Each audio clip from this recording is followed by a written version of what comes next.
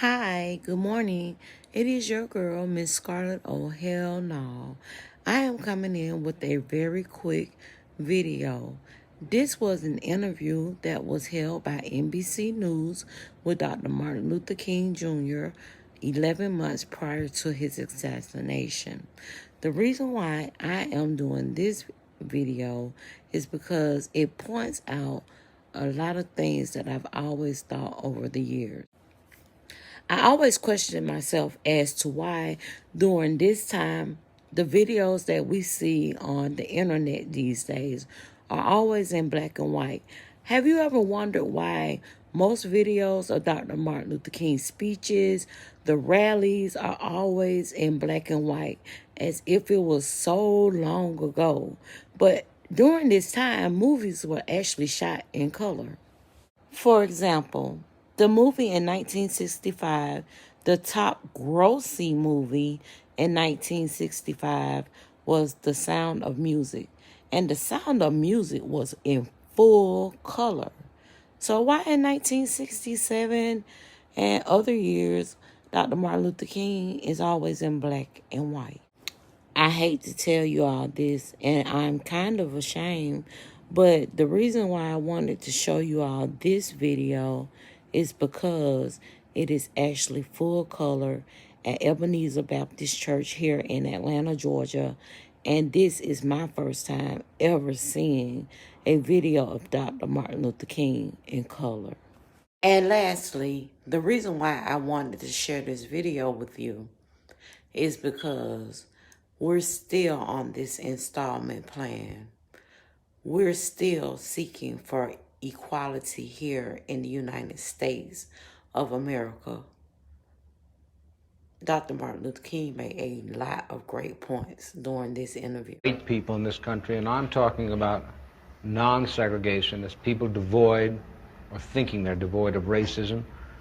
Do you have any idea of what they want the Negro to be in America?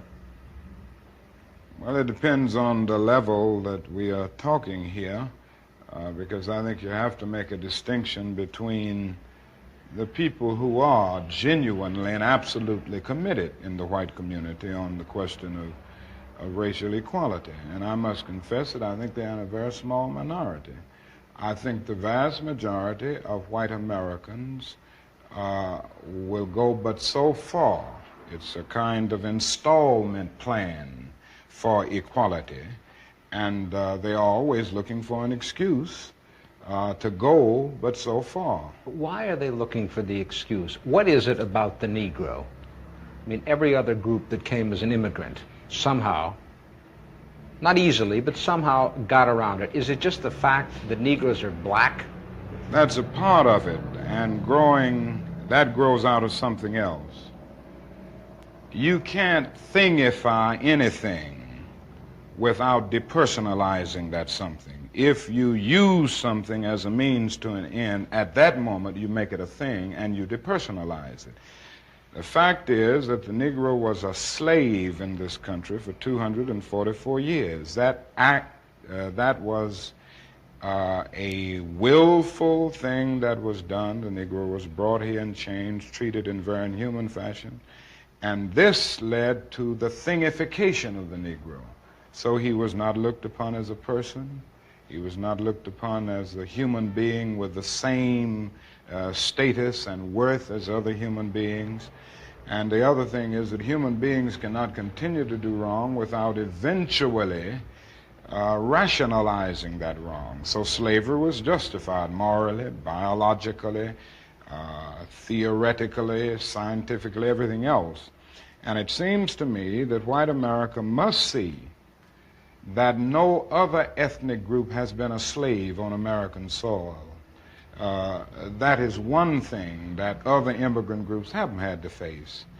The other thing is that the color became a stigma. American society made the Negro's color a stigma, and that can never be overlooked. So I think these things are absolutely necessary. The other thing is that America freed the slaves in 1863 through the Emancipation Proclamation of Abraham Lincoln, but gave the slaves no land or nothing in reality, and as a matter of fact, to get started on. At the same time, America was giving away millions of acres of land in the West and the Midwest, which meant that there was a willingness to give the white peasants from Europe an economic base. And yet it refused to give its black peasants from Africa, who came here involuntarily in chains and had worked free for 244 years, any kind of economic base. And so emancipation for the Negro was really freedom to hunger. It was freedom to the winds and rains of heaven. It was freedom without food to eat or land to cultivate, and therefore it was freedom and famine at the same time. And when white Americans tell the Negro to lift himself by his own bootstraps, they don't look over the legacy of slavery and segregation. I believe we ought to do all we can and seek to lift ourselves by our own bootstraps, but it's a cruel jest to say to a bootless man that he ought to lift himself by his own bootstraps. And many Negroes, by the thousands and millions, have been left bootless as a result of all of these years of oppression and as a result of a society that deliberately made his color a stigma and something worthless and degrading.